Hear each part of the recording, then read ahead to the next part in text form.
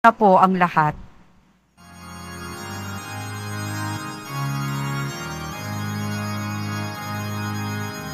Hallelujah, Hallelujah, Hallelujah, Hallelujah.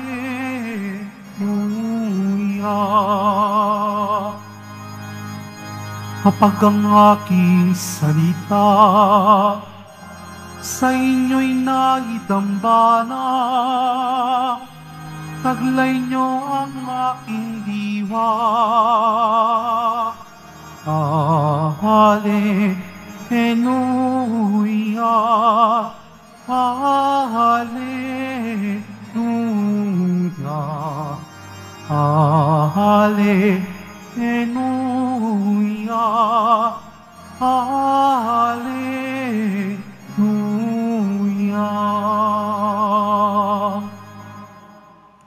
Sumainyo ang Panginoon. At sumayo rin. Ang mabuting balita ng Panginoon ayon kay San Juan. Papuri sa iyo, Panginoon. Noong panahong iyon, sinabi ni Jesus sa kanyang mga alagad, "Kung ako'y kilala ninyo, kilala na rin ninyo ang aking Ama. Mula ngayon ay kilala na ninyo siya at inyong nakita." Sinabi sa kanya ni Felipe, "Panginoon, ipakita po ninyo sa amin ang Ama, at masisiyahan na kami." Sumagot si Jesus, "Matagal na ninyo akong kasama, Felipe. Di yata't hindi mo pa ako nakikilala. Ang nakakita sa akin ay nakakita na sa Ama. Bakit mo sinasabing ipakita mo sa amin ang Ama?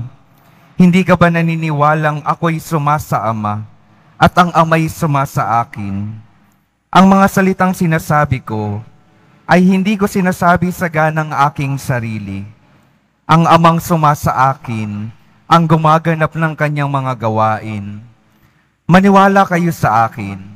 Ako'y sumasa Ama at ang Ama'y sumasa akin. Kung ayaw ninyong maniwala sa sinasabi ko, maniwala kayo dahil sa mga gawang ito.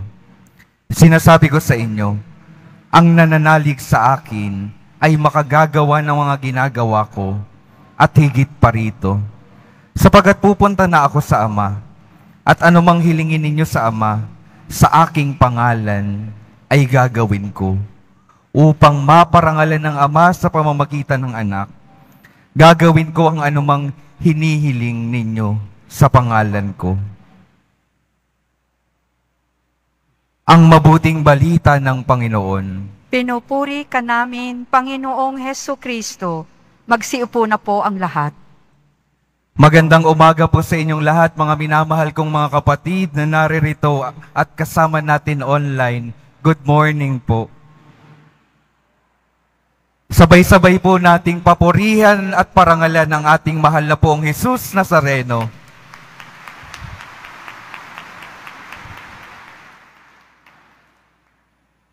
Pakingitian naman po yung mga katabi at pakisabi sa kanila, magandang buhay.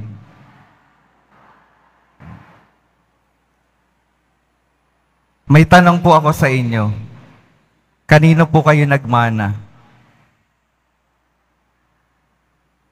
Kanino kayo nagmana? Di ba po kadalasan, ang isa sa mga expression natin, like father, like son, yung mga anak kapag nakita ng ibang tao, kaparehong-kapareho ka ng tatay mo. At kung minsan naman, kapag yung mga anak natin sa mga magulang, lalo na sa mga ina, kapag matataas yung grades, kapag nagtatagumpay, kapag napakabuti, ang sinasabi ho, di ba ng mga nanay, manang-mana ka talaga sa akin.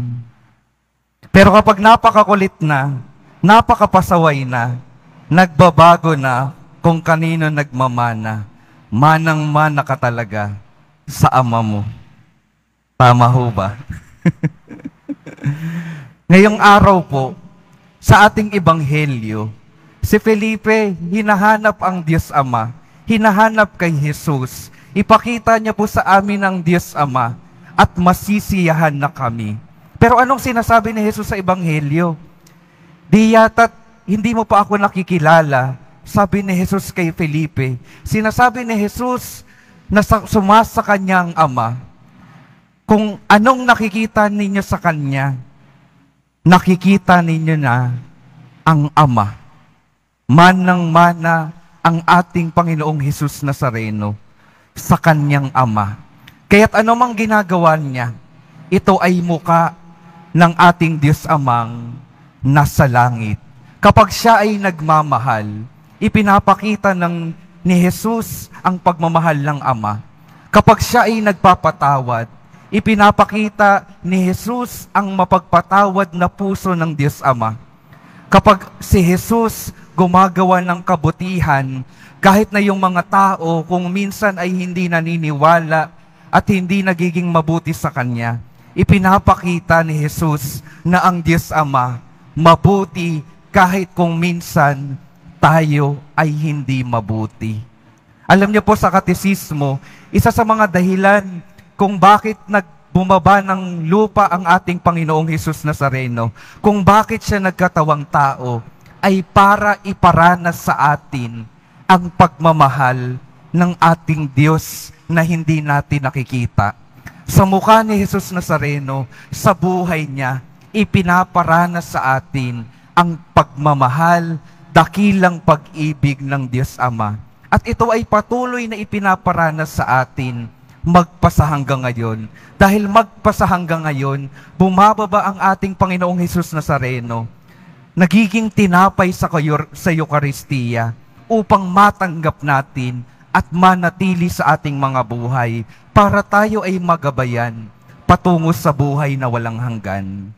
Patuloy pong nagpapakita ng pagmamahal, paggabay, pagsama at pagpapatawad ang Diyos, lalo na sa mga sakramento ng ating simbahan. Kaya nawa tayo ay magkaroon ng bukas na buhay, bukas na puso, para hayaan Siyang dumating at pumasok at manatili sa ating mga buhay. Dahil ang Diyos na hinahanap ng ating mga puso, palaging gustong mapasok tayo, palaging nandito, palaging nag-aabang para papasukin natin Siya. At isa pa pong dahilan kung bakit nagkatawang tao ang ating Poong Hesus Nazareno ay para bigyan tayo ng halimbawa. Paano ba mamuhay ng banal? Paano ba mamuhay katulad ng Diyos? Binigyan tayo ng halimbawa. Ipinapakita sa atin ng buhay ni Hesus Nazareno sa ating ebanghelyo ang ating halimbawa na dapat nating tularan. Dahil may misyon po tayo. Tayo po, sasabihin ko po sa inyo, hindi lang kayo mga anak ng mga magulang ninyo. Anak din ang bawat isa sa atin ng ating Diyos Amang nasa langit. Kaya kung mayroon dapat tayong pagmanahan talaga ng kabutihan ng pagmamahal, ng pagiging mapagbigay at mapagpatawad, ito nawa ay ang ating Diyos Amang nasa langit. Dahil aminin po natin na kung minsan yung mga magulang, tayong mga matatanda, ay may mga pagkukulang din, may mga pagkakamali rin. Kung minsan hindi tayo nagiging tunay na mga modelo ng buhay natin sa mundong ito. Pero hindi dapat mapigil noon yung ating kabutihan na dapat ang pinagmumulan at pinagmamanahan natin ay ang ating Diyos Amang nasa langit. Magmananawa tayo ng pagmamahal at ng kabutihan sa ating Diyos Amang nasa langit. At ito po yung solusyon, ito po yung sagot sa mga taong naghahanap sa mukha at presensya ng Diyos dito sa mundong ito. Nawa tayong mga anak ng Diyos, tayong malalapit at patuloy na lumalapit sa Diyos, tayong nakikinig at sumusunod sa Kanya, tayo nawa yung makapagparanas ng pagliligtas ng Diyos sa bawat panahon ng ating mga buhay. Kaya mga minamahal kong mga kapatid, patuloy ko pong ipapaalala sa inyo, mga anak po kayo ng Diyos. Nawa magmana kayo sa Diyos sa kabutihan, sa pagmamahal, at sa pagpapatawad, upang patuloy na maranasan ng bawat isa yung mapagmahal na presensya ng Diyos, upang patuloy na makita ng ating mga kapatid na kung minsan ay nalalayo na sa pananampalataya, na mayroong Diyos na nag-aalala at tumatawag sa kanila pabalik dito sa tahanan ng ating Panginoong Jesus Nazareno. Kaya mga minamahal ko mga kapatid, pakitingnan po yung mga katabi. Mukha po bang anak ng Diyos? Mukhang hindi. Joke lang po. Mukhang hindi kayo makapaniwala. Paano tayo mas magiging kamukha ng Diyos? Hindi dahil sa ating itsura, ngunit sa dahilan ng ating buhay, sa pamamagitan ng ating mga kilos at pananalita.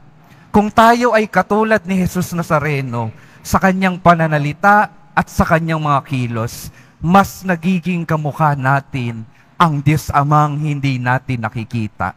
At yun po yung mission natin, patuloy na ipakita ang ating Panginoon dito sa mundong ito. Dahil kung hindi natin sinusundan ang Panginoon, ipinapakita natin, pinipili nating ipakita ang kasamaan sa ating mundo. Kaya nawa, patuloy nating ipakita, patuloy na makita sa ating mga buhay, ang Diyos na buhay at nagmamahal, ngayon at magpasawalang hanggan. Amen.